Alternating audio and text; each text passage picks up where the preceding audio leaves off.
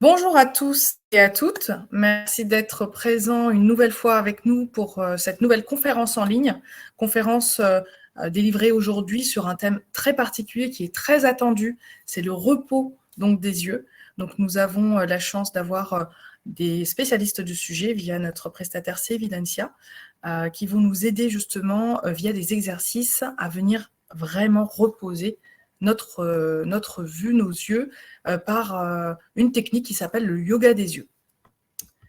Alors, on commence toujours sur le bienvenu à bord avec le message de notre directeur général, M. Philippe Ricard, sur notre volonté qui est de préserver le patrimoine de l'aéronautique, donc de vous préserver, vous, mesdames et messieurs, qui le construisent donc au quotidien. Et ce webinaire en fait partie, justement, de cette préservation.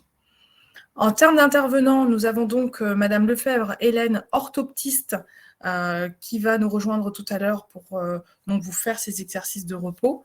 Nous avons également Madame de Baliancourt, Alice, donc responsable de la communication et du marketing de notre prestataire Cevidentia, qui est présente aujourd'hui, qui va nous faire un petit historique et pourquoi nous sommes là aujourd'hui, en fait, et d'où vient le yoga des yeux. Nous avons l'honneur d'accueillir pour notre première conférence notre directrice générale du livre 3, Madame Barbero Stéphanie, donc qui est avec nous aujourd'hui, qui va justement nous faire une introduction sur notre alliance IPK-MSAE. Madame Hi Hao et Madame Roger Constance sont en coulisses avec vous, donc elles vont vous accueillir tant sur le chat et gérer également les questions que vous pourriez poser à la fin de la séance. Donc avant de démarrer les petites fonctionnalités du site pour ceux qui nous rejoignent pour la première fois, vous avez donc un onglet chat dans lequel nous pouvons échanger de façon récurrente. En revanche, nous vous demandons absolument d'introduire vos questions dans l'onglet questions et de les écrire dans cet onglet-là, parce que si vous les mettez dans l'onglet chat, elles se noient un peu dans tous les échanges. À la fin donc du webinaire, nous allons vous proposer un sondage pour savoir si vous avez apprécié en tout cas ce thème présenté aujourd'hui. Nous sommes aujourd'hui ensemble pour 45 minutes. Et les 45 minutes, nous allons donc les répartir en 4 grandes parties. Madame Barbero va nous présenter l'Alliance IPK-MSAE et la raison pour laquelle nous sommes là aujourd'hui. Ensuite, nous allons laisser la main à Madame de Baliancourt qui va nous présenter un peu l'historique du yoga des yeux. Puis nous allons rentrer dans le vif du sujet avec donc notre orthoptiste Madame Lefebvre Hélène sur les exercices pratiques. Et ensuite, on vous donnera la main et on répondra à toutes vos questions. Voilà. Stéphanie, bonjour. Bonjour à toutes et tous. Donc, je suis très heureuse de pouvoir être parmi vous aujourd'hui, de pouvoir me présenter et donc d'être présente pour ce webinaire Yoga des yeux. Donc, IPK s'est allié à MSAE en janvier dernier. Donc, MSAE qui est une mutuelle livre 3 et donc qui a son action dédiée à la prévention et à l'action sociale.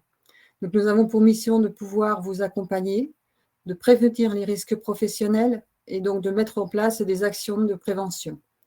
Je vous souhaite de passer un moment agréable cet après-midi. Merci beaucoup Stéphanie et merci encore pour votre présence. Alors nous allons laisser la main et on va commencer à rentrer dans le vif sujet. Alice, bonjour. Bonjour à tous. Merci, un grand merci pour votre présence aujourd'hui. Hélène et moi-même sommes vraiment ravis de pouvoir partager ce moment à vos côtés et puis un grand merci à MSA et IPK pour l'invitation pour ce webinaire. Avant de laisser la main à Hélène et rentrer dans le vif du sujet du yoga des yeux, moi je vais tout d'abord vous présenter en fait Cevidentia, notre service et comment nous pouvons vous être utiles au quotidien. Nous, en fait, notre objectif au quotidien, c'est de vous faciliter l'accès aux soins optiques. Ça passe par différents services. Le premier est notre service de prévention. Donc, vous l'avez peut-être déjà vu dans une communication, mais en fait, nous vous mettons à disposition une équipe d'opticiens en téléconsultation qui vous reçoit pour tester votre vue, donc gratuitement, hein, ne l'oubliez pas, mais nous pouvons aussi aller plus loin dans votre parcours de santé visuelle. Et au-delà de ce service d'optique, nous vous proposons aussi des services d'information, comme aujourd'hui ce webinaire, dans l'optique en fait d'améliorer votre confort visuel au quotidien et de diminuer votre fatigue visuelle. Donc vous allez voir aujourd'hui, le yoga des yeux qu'Hélène va vous présenter juste après est une très bonne pratique pour diminuer justement cette fatigue visuelle. Donc, si vous avez la moindre question sur Cévidentia, n'hésitez surtout pas à nous l'adresser dans la partie questions. Nous y répondrons avec grand plaisir à la fin de cette session. Et puis avant de passer la main à Hélène, je vous invite à d'ores et déjà couper vos téléphones notifications, car vous allez rentrer dans un réel moment de détente et de bien-être. Vous allez voir, ça fait beaucoup de bien. Voilà, je vais maintenant vous laisser entre les bonnes mains d'Hélène. Je vous souhaite de bien profiter. Et puis nous, on se revoit à la fin de la séance. À tout à l'heure. Merci Alice. Bonjour à tous. Donc effectivement, je suis Hélène, je suis orthoptiste chez Cévidentia et je vais vous accompagner aujourd'hui pour faire ce petit webinaire ensemble sur le yoga des yeux. Alors effectivement, avec le rythme de vie actuel et avec les soucis que nous pouvons avoir, nous avons des causes de stress visuel qui sont multiples. Une étude récente montre que depuis la mise en place du télétravail, nous avons 41% des Français qui disent souffrir de fatigue visuelle. Et finalement, nous devons prendre conscience que nos yeux ont besoin de se reposer, un peu comme les jambes et les pieds après une longue marche. Alors, comment on va s'en apercevoir? Ça va donner quoi? Ça peut donner une baisse d'acuité visuelle en fin de journée, une vision floue, des yeux irrités ou rouges, éventuellement des yeux secs aussi. Ça peut aller jusqu'à des douleurs au niveau de la tête, des maux de tête. Ça peut donner une sensation de fatigue visuelle, mais ça peut donner aussi une sensation de fatigue générale. Donc, l'idée, c'est vraiment de se relaxer pour essayer d'atténuer cette fatigue visuelle.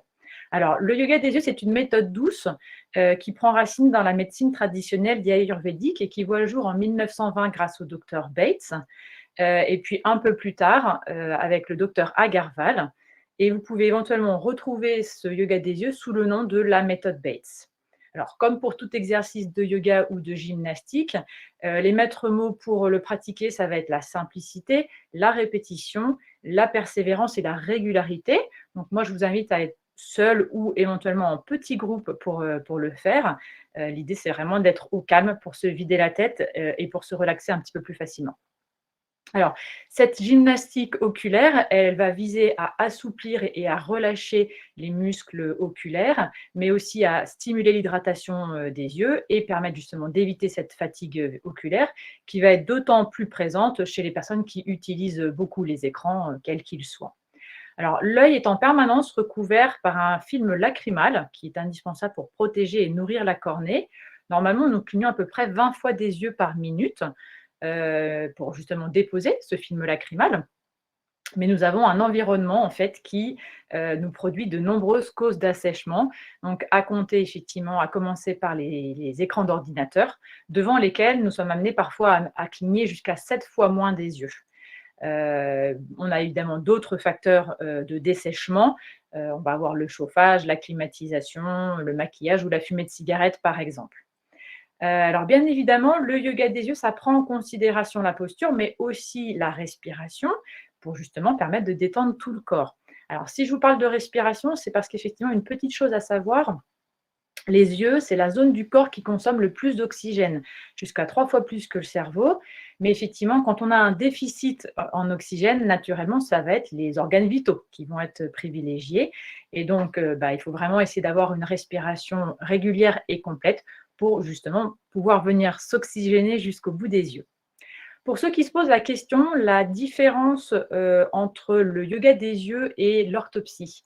Alors, l'orthopsie, c'est une pratique paramédicale qui est encadrée, qui est effectuée par un professionnel de santé qui va posséder du matériel spécifique pour venir rééduquer, réadapter, analyser, explorer la fonction visuelle.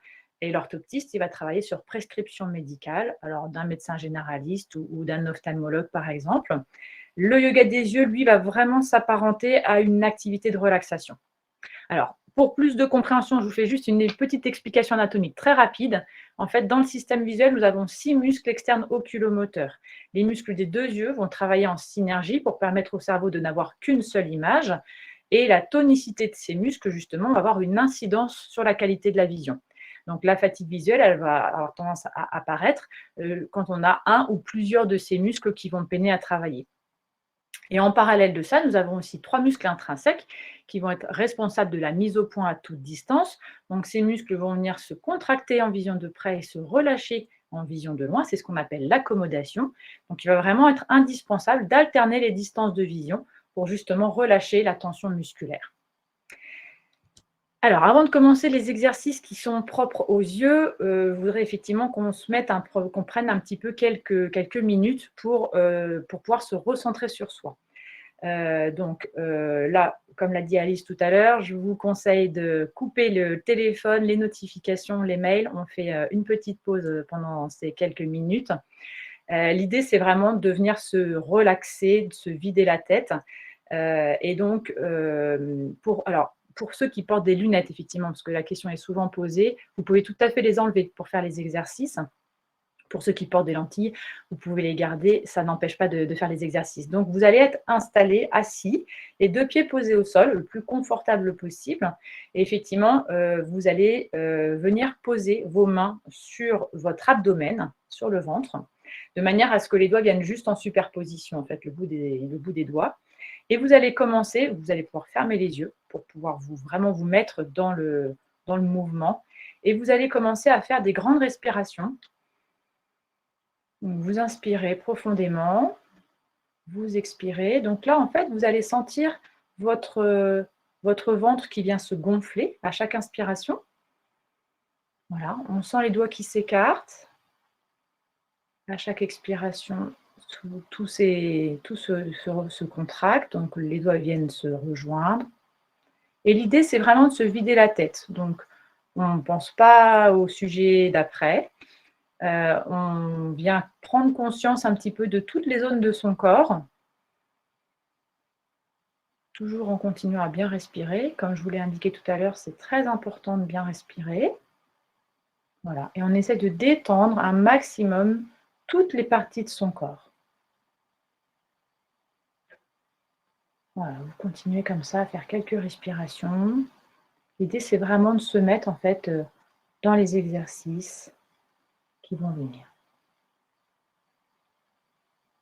Une fois qu'on a fait ces quelques respirations, on va pouvoir passer aux exercices qui sont propres aux yeux. Et pour ça, on va commencer par un exercice qui s'appelle le palming. Alors, l'exercice du palming, voilà. Ça correspond à quoi? Ça correspond en fait au repos des yeux avec les paumes de main. Donc pour ça, comme je vous l'expliquais tout à l'heure, vous êtes vraiment installé confortablement. Vous allez pouvoir détendre en fait toute la partie supérieure de votre corps. Donc on détend les épaules, on détend les mâchoires. Vous avez votre tête en fait qui est relâchée comme si elle était prête à tomber. Vous pouvez éventuellement poser vos coudes sur la table en fonction de comment vous êtes installé. Et vous avez toujours cette respiration qui est calme et complète. Vous allez venir chauffer vos paumes de main en les frottant l'une contre l'autre, comme ça. Hop, on fait venir un peu de chaleur au niveau des mains. Et vous allez venir poser vos mains en forme de coque sur vos yeux, de manière à ce que vous ayez les doigts qui viennent se superposer au niveau du front. Voilà. Et vous allez pouvoir fermer les yeux derrière les paumes de main. Voilà, on continue les respirations complètes. Voilà, vous faites quelques respirations comme ça. Et donc là, vous allez avoir plusieurs bénéfices. D'abord, vous allez avoir le bénéfice de la chaleur. La chaleur de vos mains, en fait, ça va permettre effectivement de décontracter les tensions musculaires qui sont autour et à l'intérieur de vos yeux. Ça va permettre également d'atténuer les douleurs pour ceux qui ont un peu de douleur au niveau des yeux.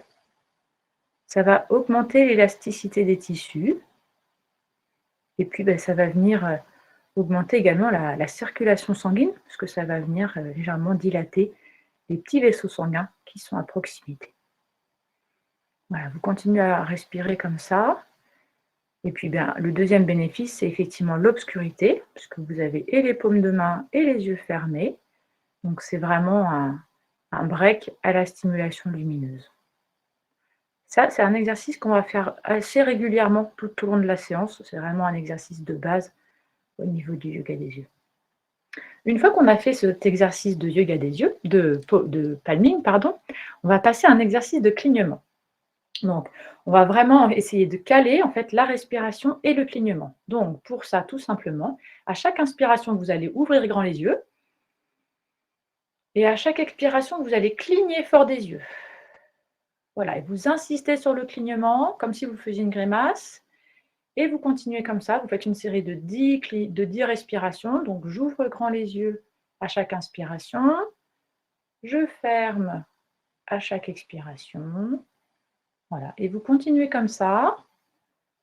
Comme je vous l'expliquais, en fait, c'est vraiment important de venir stimuler les glandes qui sont responsables de la fabrication des larmes. Donc, c'est vraiment, en fait, quand les paupières supérieures et inférieures sont en contact, qu'à ce moment-là, ça vient stimuler ces fameuses glandes. Voilà, donc vraiment, n'hésitez pas, le clignement, il est important. On ne fait pas un demi-clignement, on fait vraiment une grande fermeture de paupières. Voilà, donc vous faites ça une dizaine de fois.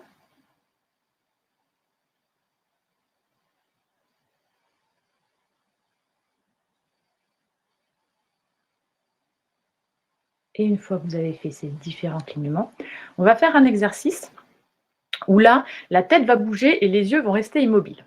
Donc, vous allez fixer un point, alors en fonction de comment vous êtes installé par la fenêtre ou au bout de la pièce où vous êtes. Et une fois que vous avez fixé ce point, vous n'allez plus bouger vos yeux. C'est la tête qui va bouger et vous allez effectuer des mouvements d'aller-retour de haut en bas. Vous pouvez faire 2-3 allers-retours de haut en bas, toujours en fixant le même point. Et vous allez faire la même chose du côté horizontal, donc de gauche à droite. Voilà, vous faites vos allers-retours comme ça. Et vous allez pouvoir alterner, recommencer de haut en bas. Bien évidemment, on continue toujours à avoir la respiration complète qui va avec. Et de gauche à droite. Vous pouvez prendre votre temps, hein, il n'y a pas de rapidité à avoir. Allez, on fait une dernière fois. La série de haut en bas.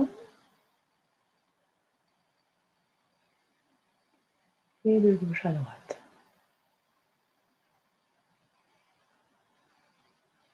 Voilà. Et une fois qu'on a fait cet exercice-là, on va pouvoir refaire un exercice de palming. Comme je vous l'ai montré tout à l'heure, vous venez frotter vos mains. On fait venir un peu de chaleur jusqu'au bout des doigts.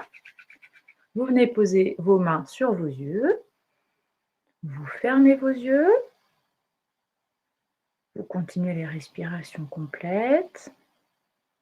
Voilà, vous devez sentir un petit peu cette chaleur qui arrive au niveau de vos yeux. Et puis bien évidemment, vous n'avez pas de contact en fait entre les mains et les yeux, puisque les yeux sont bien protégés dans les orbites. Vos mains, elles sont bombées en forme de coque, donc ça vient vraiment s'appuyer sur les os qui entourent les yeux.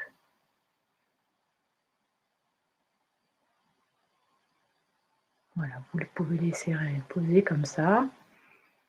Alors, bien évidemment, quand vous serez amené à refaire ces exercices plus tard, vous adaptez en fonction du temps que vous avez. L'idée, c'est de venir poser au moins une minute comme ça.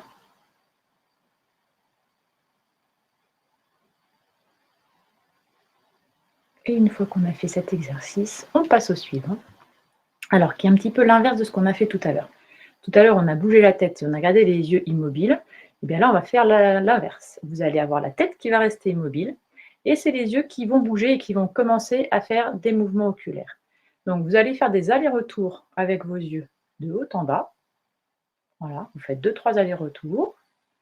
Vous faites exactement la même chose de gauche à droite. Et là, on va rajouter des nouveaux mouvements, puisqu'effectivement, on va pouvoir faire un mouvement en diagonale, donc dans une diagonale. Vous faites l'autre diagonale. Et puis, on va pouvoir également faire un mouvement circulaire. Donc, en fait, vous imaginez que vous avez une horloge face à vous, qui va du sol au plafond, et vous allez faire le tour du cadran, tranquillement, dans un sens et dans l'autre. Voilà. Et vous faites l'ensemble de tous ces exercices. Vous pouvez le répéter en gros à peu près 3 fois. Alors, vous n'êtes pas obligé de le faire dans le même ordre. Hein. Vous faites comme vous voulez. Vous pouvez très bien commencer par la diagonale si vous voulez. L'idée, c'est vraiment d'emmener ses yeux dans toutes les positions du regard. Et bien évidemment, vous allez adapter également l'amplitude des mouvements en fonction de votre aisance. Si jamais vous avez un petit peu mal aux yeux avant de commencer les exercices, et si jamais vous sentez que ça tire un petit peu, vous pouvez très bien commencer les exercices par des petites amplitudes. Et au fur et à mesure, quand vous aurez un peu plus l'habitude, là, à ce moment-là, vous allez voir que naturellement, l'amplitude va augmenter. Pareil pour les gens qui portent des lentilles, j'en parlais tout à l'heure, il se peut que quand on parte dans les mouvements extrêmes, ce soit un petit peu inconfortable au niveau des porteurs de lentilles. Donc dans ces cas-là, vous réduisez un petit peu l'amplitude, vous prenez tout à fait le temps, vous allez jusqu'à la distance qui vous semble acceptable, on va dire, et vous pouvez tout à fait faire ces exercices avec des amplitudes un petit peu plus petites. Une fois qu'on a fait l'ensemble de ces exercices, on passe à l'exercice suivant qui est l'exercice du pinceau. Le pinceau imaginaire. Alors, comment ça se passe pour le pinceau imaginaire? Vous avez toujours la tête qui reste immobile, ça ne change pas. Et en fait, vos yeux vont travailler un petit peu, hein, une fois de plus, on est là pour ça. Donc, vous allez regarder au loin, donc soit au bout de la pièce, soit par la fenêtre, en fonction de comment vous êtes installé. Et vous allez repérer un objet. Vous allez dessiner le contour de cet objet comme si vos yeux tenaient un pinceau. Voilà, donc l'idée, c'est vraiment de venir faire tout le contour, tous les petits détails de l'objet que vous avez décidé de fixer. Donc, en fonction de ce que vous avez, je ne sais pas moi, un arbre, une voiture, un immeuble. Voilà, donc vous allez tranquillement déplacer votre regard le long de cet objet, avec tous les petits détails et tous les contours de cet objet. Bien évidemment, vous continuez toujours à bien respirer en parallèle de ça. Et vous n'oubliez pas que la tête reste immobile, c'est vraiment les yeux qui vont venir faire cet exercice. Une fois que vous avez fait le tour de cet objet en vision de loin, on va faire la même chose mais avec un objet en vision de près. Donc en fonction de comment vous êtes installé sur le bureau ou aux alentours de l'ordinateur, vous allez repérer un objet et pareil, vous faites le contour de cet objet-là.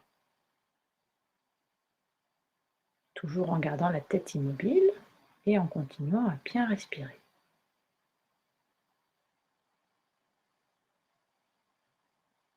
Une fois que c'est fait en vision de près, on recommence sur la vision de loin. Donc soit vous choisissez le même objet, soit si vous voulez varier un peu les plaisirs, vous pouvez tout à fait prendre un autre objet et vous allez faire de nouveau le contour de cet objet. Alors, comme je vous l'expliquais tout à l'heure, je vous disais qu'il était bien d'alterner les distances de vision pour justement diminuer la tension musculaire qu'il pouvait y avoir à l'intérieur des yeux.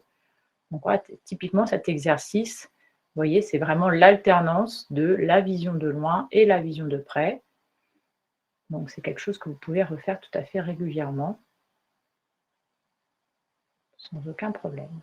Une fois qu'on a fini avec notre objet en vision de loin, on recommence un autre objet en vision de près.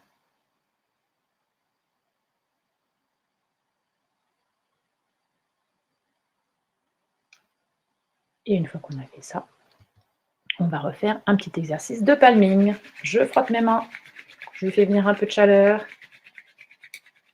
Je viens poser mes mains sur mes yeux. Voilà, vous fermez les yeux, vous continuez à bien respirer, vous commencez à bien le connaître cet exercice. Oui, il n'y a pas besoin de beaucoup de matériel pour pouvoir faire des exercices au niveau de ses yeux. Voilà, vous profitez du calme, ce petit moment de break dans la journée.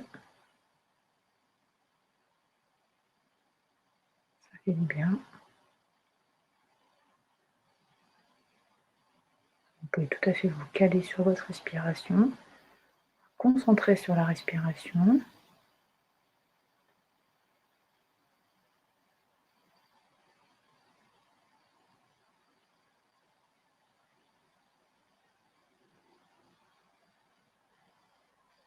Voilà, et ensuite, on va faire un exercice qui est plutôt en vision de près, puisque c'est un exercice de convergence.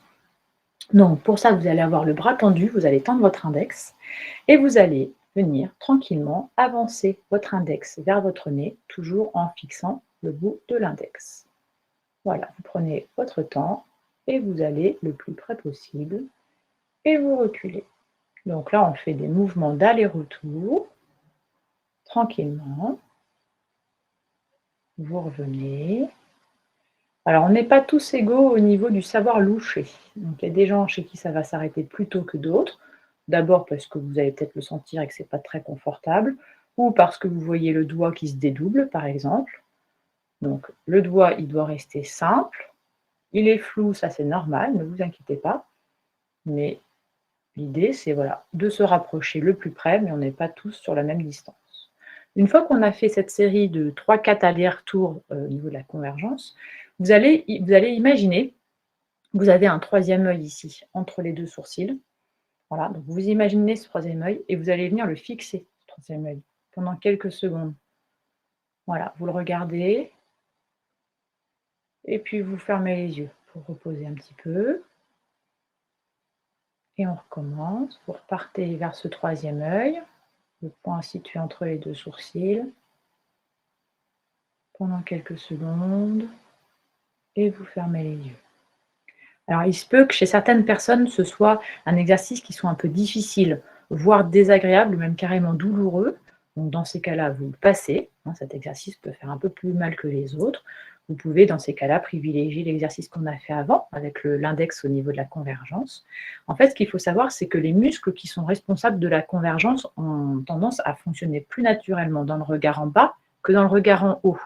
Quand vous êtes sur vos livres ou vos téléphones, naturellement, vous avez le regard qui est plus vers le bas.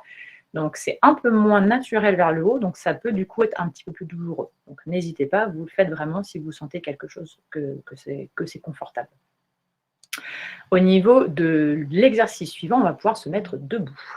Donc, c'est un exercice qui s'appelle la valse de l'éléphant. Hop, donc vous vous mettez debout. Voilà, les deux pieds posés au sol, vous êtes bien reposé sur vos deux pieds, et vous allez commencer à faire des allers-retours en fait au niveau de la partie supérieure de votre corps. Vous allez tourner en fait autour de votre colonne vertébrale.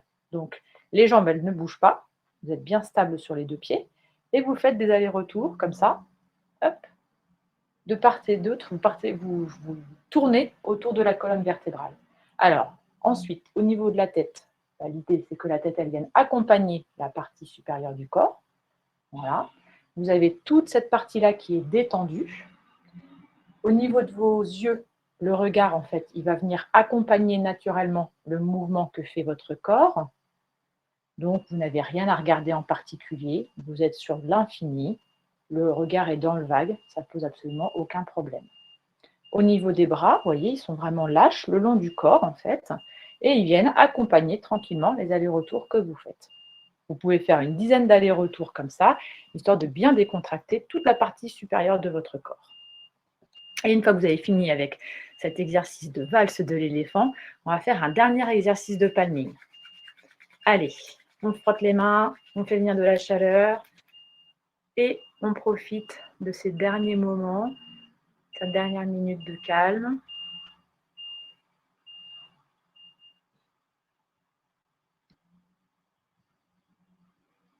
Vous respirez toujours bien, vous fermez vos yeux. Voilà, vous continuez. Donc vraiment, l'idée, c'est ce break lumineux. C'est vrai que ça fait toujours du bien au milieu de la journée d'avoir une petite pause comme ça. On sollicite beaucoup les yeux au quotidien, du réveil jusqu'au coucher. Donc là, il ne faut pas hésiter. On ferme les yeux, on respire bien et on profite de ce petit moment de calme. Voilà, toujours en respirant bien. C'est très important d'associer la respiration avec tous ces petits exercices.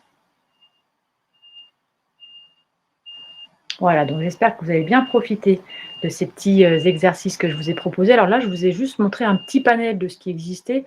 Il y en a de nombreux, donc vous pouvez tout à fait en trouver d'autres sans aucun problème. L'idée, c'est vraiment de faire ces exercices alors, le plus régulièrement possible. Idéalement, vous pouvez faire l'ensemble de ces exercices à peu près 3 fois par semaine. Là, vous allez vraiment sentir un bénéfice. Mais après, rien ne vous empêche de les faire de manière isolée tout à fait régulièrement. C'est-à-dire que dans la journée, vous pouvez très bien, je ne sais pas moi, une fois par heure, idéalement, vous dire, allez, je me fais un exercice de palming ou je me fais un exercice de pinceau. Personne ne verra rien. Bon, le palming, ça se voit un peu, mais l'exercice du pinceau, personne ne verra rien. Entre deux réunions, hop, on fait un petit exercice.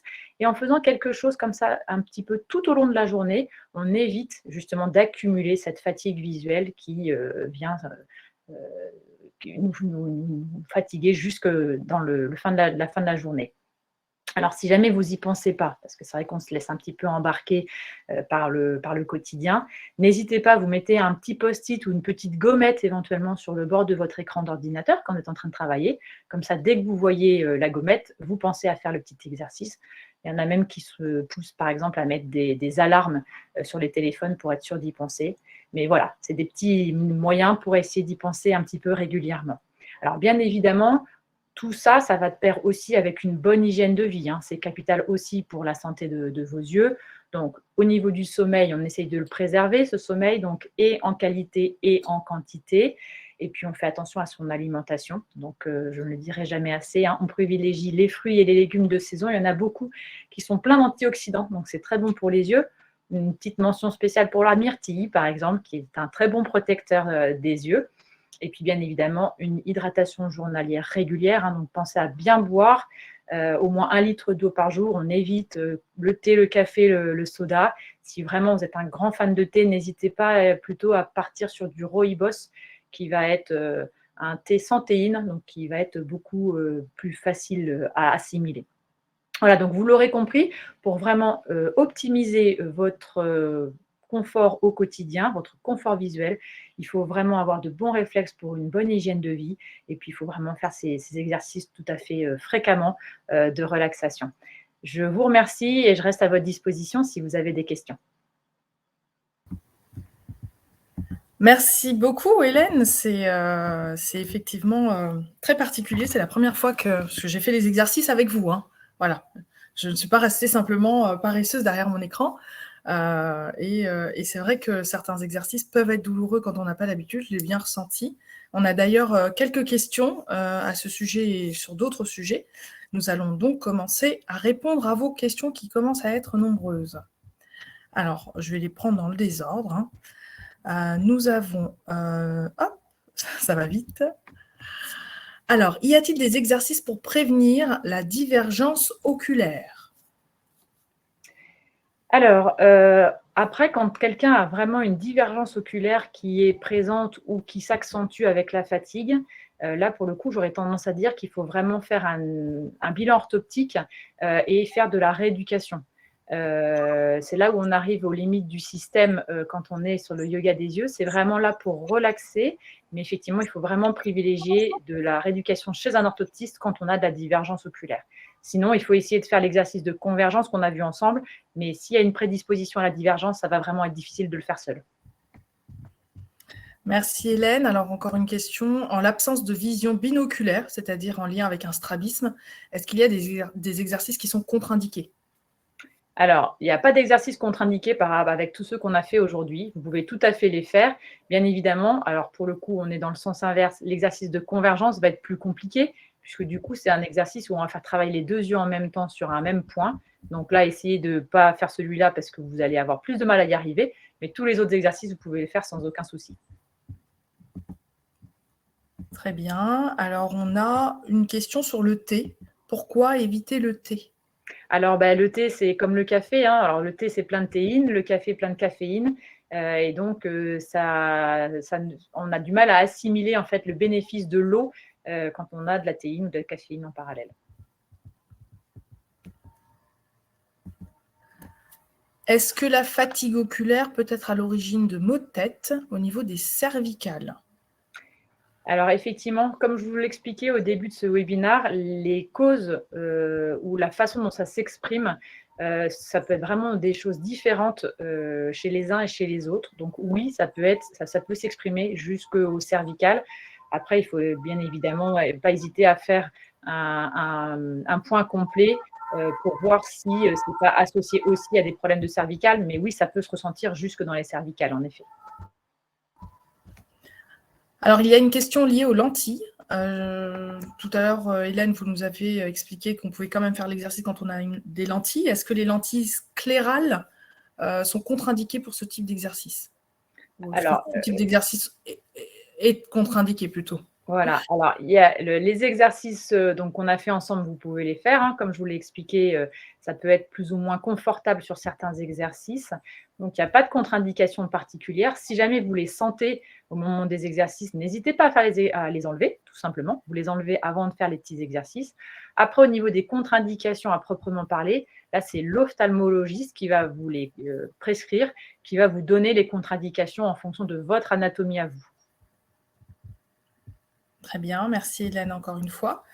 Alors, est-ce que le yoga des yeux permet de diminuer la tension oculaire dans le cas d'un glaucome? Alors non, le yoga des yeux ne va pas permettre de diminuer la tension oculaire. La tension oculaire, c'est dû à un problème de liquide à l'intérieur des yeux. Donc soit on en fabrique trop, soit il ne s'écoule pas assez bien. Donc là, il y a vraiment un suivi spécifique à avoir au niveau ophtalmo, parfois même des médicaments à prendre, voire une intervention, une petite intervention chirurgicale pour diminuer cette tension dans les yeux. Les exercices de yoga des yeux, c'est vraiment pour le côté musculaire, mais pas pour la pression à l'intérieur de l'œil. Donc, continuer à avoir un suivi vraiment très, très spécifique parce que ce n'est pas quelque chose à prendre à la légère. Très bien, très bien. Alors, des questions très, très particulières, hein, très pointues. Quelle serait la gymnastique à appliquer dans le cadre d'une maculaire légère? Alors, quand on a une atteinte maculaire, en fait, on va avoir une atteinte au niveau du champ visuel central. Donc, du coup, tous les exercices où on doit fixer un point droit devant, on peut être un petit peu gêné. Donc, dans ces cas-là, privilégier les mouvements, par exemple, les mouvements où on avait la tête immobile et les yeux qui bougeaient dans les différentes directions du regard. Ça, c'est quelque chose que vous pouvez tout à fait faire. Mais effectivement, l'exercice où vous devez fixer un point, par exemple, et vous bougez la tête, ça peut être plus compliqué parce que le point peut être plus difficile à voir quand on a une atteinte maculaire. Alors, on a une question liée au palming. Est-ce que faire du palming avec des sachets de camomille chauds peut être envisagé, notamment quand on a les mains très froides? Alors effectivement, on va rentrer dans l'hiver, donc les mains vont être peut-être encore plus froides que l'été. Vous pouvez tout à fait mettre des sachets de camomille effectivement sur vos yeux. Alors bien évidemment, on fait attention à ne pas se brûler. Il existe aussi des masques. En fait qu'on peut chauffer, donc soit on passe au micro-ondes ou des choses comme ça. En fait, c'est vraiment le masque qui va prendre la forme des yeux qu'on peut venir poser et ça peut donner le même bénéfice que le palming, effectivement. Là, on gagne la chaleur quand on n'en a pas sur le bout des doigts. C'est très, très clair. On en a hein, des questions. Hein. J'espère qu'on réussira à répondre à toutes les questions. Ne vous inquiétez pas, je vois qu'il y a des questions sur le support, sur les exercices. Tout d'abord, un replay vous sera envoyé avec le support, puis les questions-réponses en fait. Et on va essayer jusqu'à 13h45, en tout cas, de répondre au maximum de questions. Prochaine question, Hélène ou Alice, est-ce que vous avez un avis sur les purificateurs d'air? Alors, les purificateurs d'air, on en parle beaucoup en ce moment. C'est vrai qu'avec la Covid, il y a de nombreux magasins, par exemple, qui s'en sont procurés. Alors, c'est très bien, les purificateurs d'air, effectivement, mais ça va venir assécher un petit peu l'atmosphère.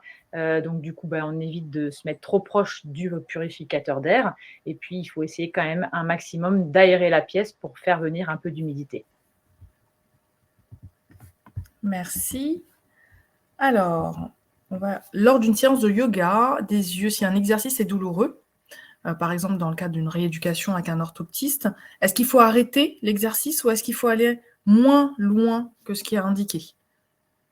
Alors effectivement, au niveau des exercices, si vraiment c'est douloureux, là, le yoga des yeux, c'est vraiment une technique qui est différente de la rééducation.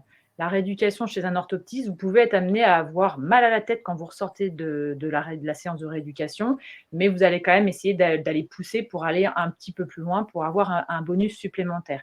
Là, au niveau du yoga des yeux, quand vous avez une sensation de douleur, vous pouvez éventuellement passer cet exercice-là, en faire d'autres. Je veux dire, sur tous ceux qu'on a vus ensemble, j'espère qu'il y en a au moins quelques-uns qui n'étaient pas douloureux pour vous. Donc, dans ces cas-là, vous privilégiez ces exercices-là.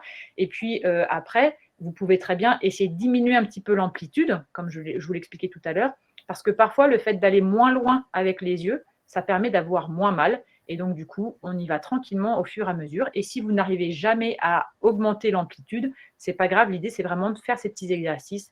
Et même avec une petite amplitude, c'est mieux que rien. L'exercice est tout aussi efficace, en fait. Exactement. Et pour la deuxième partie de la même question, est-ce qu'on peut combiner yoga et remusculation? Alors, j'imagine que dans remusculation, vous devez parler de la rééducation chez un orthoptiste. Vous pouvez tout à fait combiner les rééducations chez l'orthoptiste avec du yoga des yeux, sans aucun problème. Alors là, on passe sur un équipement optique. Est-ce que une paire de lunettes qui filtre la lumière bleue peut être efficace dans le cas du repos des yeux? Alors, effectivement, vaste sujet. Cette lumière bleue, elle fait beaucoup parler d'elle. Alors, en fait, il n'y a pas d'études pour l'instant qui prouvent que la lumière bleue, le filtre anti-lumière bleue a un bénéfice sur la fatigue visuelle. Maintenant, c'est pas parce qu'il n'y a pas d'études que les gens ne l'ont pas comme ressenti, mais effectivement, officiellement, on ne peut pas dire que des études ont montré ça. Le filtre anti-lumière bleue, en fait, là, ce qui a été démontré, c'est qu'effectivement, il atténuait le vieillissement prématuré de l'œil, donc tout ce qui est apparition de cataracte, de DMLA, etc. Donc, c'est bien de porter un filtre anti-lumière bleue quand on travaille devant un écran d'ordinateur, par exemple, quelques heures par jour pour atténuer et ne pas avoir d'excès de lumière bleue au niveau des yeux. Mais on est sur un autre cadre qui est plutôt la prévention du vieillissement de l'œil plutôt que la fatigue visuelle. D'ailleurs, on a une question liée à la cataracte. Est-ce qu'on peut faire du yoga des yeux dans ce cas-là? Est-ce que c'est bénéfique? Alors, bénéfique, je n'irai pas jusque-là, puisque la cataracte, en fait, c'est dû à une opacification du cristallin. Donc, les deux choses sont différentes. Le fait de faire du yoga des yeux en ayant une cataracte ne va pas ralentir l'apparition de la cataracte. En revanche, il n'y a absolument pas de contre-indication à faire du yoga des yeux quand on a une cataracte. Très bien. Alors, est-ce que la fatigue visuelle a des impacts sur la vue en provoquant la myopie ou l'hypertropie ou astigmatie ou d'autres problèmes? Alors, la fatigue visuelle, effectivement, elle peut être liée aussi à un problème de ce qu'on appelle d'amétropie, donc myopie, hypermétropie ou astigmatisme, principalement pour l'hypermétropie, effectivement, puisque quand on est hypermétrope, l'œil va être obligé de se bomber pour essayer de gommer un petit peu le problème d'hypermétropie. Ça peut être au prix d'un effort et on peut ressentir une fatigue visuelle associée à ça. Donc, en fait, les exercices, ça va venir relâcher la tension musculaire, principalement des muscles qui sont à l'extérieur des yeux, dont je vous ai parlé au début, là, les 6 muscles. Alors que l'hypermétropie, effectivement, ça va venir contracter les muscles qui sont à l'intérieur des yeux. Donc là, pour le coup, il n'y a malheureusement qu'un port de lunettes qui va permettre d'éviter à ce que les muscles soient vraiment contractés en permanence. Donc, c'est bien de faire en parallèle un bilan visuel pour voir s'il y a besoin d'une correction optique et les exercices de relaxation musculaire. On a une question, on a parlé de la cataracte, maintenant la question se porte sur la presbytie. Est-ce qu'il y a des exercices plus efficaces que d'autres? Alors, la presbytie, donc du coup, pour le coup, par rapport à la cataracte, qui est une opacification du cristallin, la presbytie, c'est un manque de souplesse du cristallin qui a un petit peu de mal à se contracter et à se relâcher, qui est important pourtant quand on passe de la vision de loin à la vision de près et inversement. Donc, vous pouvez tout à fait faire les exercices comme le pinceau imaginaire, où vraiment on va venir alterner les distances de vision. Ça va faire travailler votre cristallin, il va venir se contracter. Malheureusement, quand on est vraiment presbyte et que le cristallin il peut vraiment plus faire l'effort, la mise au point ne se fera pas et on ne pourra pas. Donc, si on peut retarder l'apparition de la presbytie, ça se compte en quelques mois, mais on peut guère aller au-delà. Alors, il nous reste très très peu de temps. On va essayer de répondre encore à 2 ou 3 questions. Sur les enfants, peut-on faire ces mêmes exercices pour des enfants 5 et 9 ans qui portent des lunettes? Bien évidemment, toute la famille peut profiter de ces exercices-là. Les enfants font partie de cette population qui est beaucoup sur les écrans, enfin beaucoup plus que les générations précédentes. Donc du coup, toute la famille peut bénéficier de ces exercices-là. Vous pouvez faire ça en famille, vous vous posez tous ensemble et tout le monde profite des exercices avec lunettes ou sans lunettes. Il n'y a absolument pas de contre-indication là-dessus. Alors, une avant-dernière question. Comment atténuer la sécheresse oculaire qui apparaît la nuit et se traduit par une sensation de sable sous la paupière et qui provoque le réveil? Alors effectivement, là, dans ces cas-là, il faut donc privilégier dans la journée, là j'entends bien que c'est la nuit, hein, mais il faut privilégier dans la journée les petits exercices de clignement ou accentuer sur le fait de fermer les yeux régulièrement pour bien stimuler les glandes lacrymales. Après, en parallèle de ça, quand on a une sécheresse qui existe la nuit, ça peut être aussi parce qu'on a une une mauvaise qualité de larmes. Donc, dans ces cas-là, il faut en parler à son ophtalmo qui va venir analyser la qualité des larmes, éventuellement proposer des larmes artificielles qui vont permettre de pallier un petit peu le défaut des larmes qu'on peut avoir. Il y a plein de larmes différentes. On privilégie des larmes, c'est vraiment ça le lubrifiant, pas le sérum physiologique, puisque lui, il est plutôt asséchant. C'est un nettoyant, mais il a plutôt tendance à assécher. Donc, vous pouvez tout à fait partir sur des larmes artificielles. Après, il existe maintenant des techniques qui permettent d'analyser les qualités de clignement de larmes, etc. Mais c'est vraiment l'ophtalmo qui pourra vous orienter là-dessus. Alors, c'est difficile de sélectionner une seule question sur toutes celles que nous avons. Alors, est-ce normal d'avoir des points noirs, de sorte de membrane qui se promènent dans les yeux? Alors effectivement, on peut avoir cette petite sensation de mouche volante qui se balade au niveau des yeux. Quand ça arrive de temps en temps, c'est pas très grave. Ça peut provenir en fait dans l'œil, en fait, nous avons une majorité de liquide, entre autres le vitré qui est dans la partie postérieure, qui est la grande majorité de la composition de l'œil. Et en fait, dans ce liquide, parfois, on a des zones qui s'opacifient un peu, qui sont un peu plus lourdes, qui deviennent un peu plus solides. Et du coup, avec la gravité, ça va se déplacer dans le vitré. Donc, si c'est ça, c'est absolument pas grave. C'est désagréable parce que dans le champ visuel, on voit des points noirs qui se promènent. Donc ça, c'est pas forcément très sympathique. Donc, mais ça, c'est pas grave. En revanche, si c'est vraiment des flashs lumineux, etc., il faut pas hésiter à consulter très rapidement parce que ça peut être signe d'un autre problème.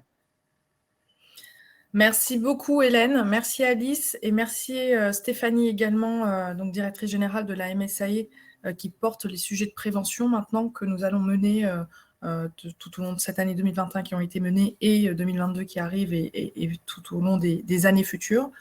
Ne vous inquiétez pas, toutes les questions pour lesquelles nous n'avons pas fait de réponse en direct, nous les reporterons dans le support PowerPoint et nous vous les enverrons par mail avec le replay de la séance d'aujourd'hui. Voilà.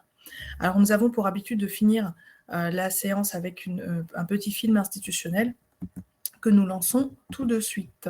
Et nous nous dirons au revoir tout de suite après.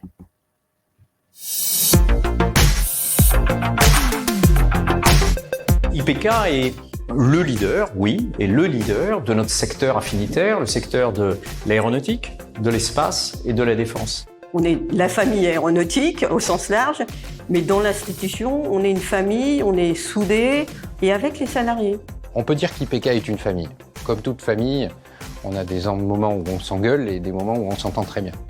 On se dit tout et on est totalement transparent dans les échanges et c'est ce qui fait qu'on avance tous ensemble. Tout le monde se connaît entre les donneurs d'ordre, les sous-traitants. Si on est mauvais, ça se sait très vite, mais si on est bon, ça se sait aussi rapidement. On pourrait faire le parallèle rigolo en disant qu'on est le village de Gaulois, les Astérix, par rapport à tous les autres. C'est une start-up qui se réinvente en permanence, donc c'est toujours la jeune fille qui a la baraque. C'est une boîte qui, en plus d'être professionnelle, est une boîte accessible. C'est une société dans laquelle on comprend, ce n'est pas anonyme. C'est de la haute couture, c'est de la dentelle. Nos clients sont vraiment traités individuellement. La qualité de la relation que l'on peut avoir avec l'IPK, on ne la trouve pas ailleurs. Bravo IPK, parce qu'effectivement, vous êtes solide, vous êtes compétitif et puis vous êtes fiable.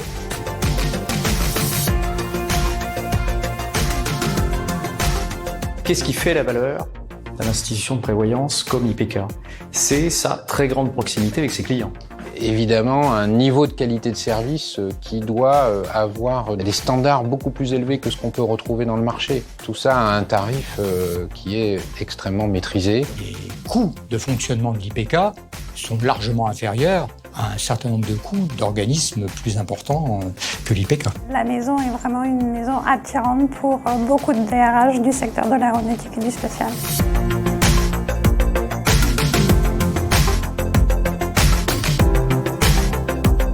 Il s'agit de rester le leader de la protection sociale complémentaire dans le secteur de l'aéronautique, de l'aérospatiale, civil et militaire. Si IPK n'a pas la compétence en interne, on va la chercher chez tous les partenaires possibles et imaginables sur le marché qui ont ces compétences. Absolument. Donc cette politique de coopération, tant technique que politique, est une des clés de la réussite.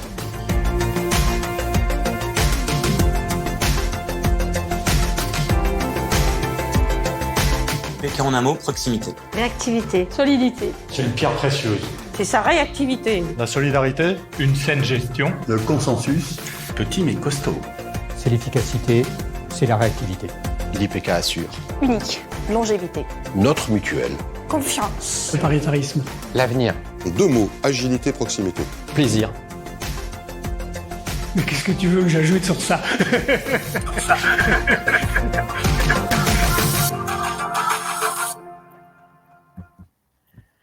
Merci encore, merci à tous d'avoir participé. Nous avons oublié un petit point avant de nous quitter. Nous vous remercions de bien vouloir répondre à notre petit sondage pour savoir si vous avez apprécié cette intervention aujourd'hui et si elle vous a été utile. Encore merci et à très vite pour un prochain webinaire.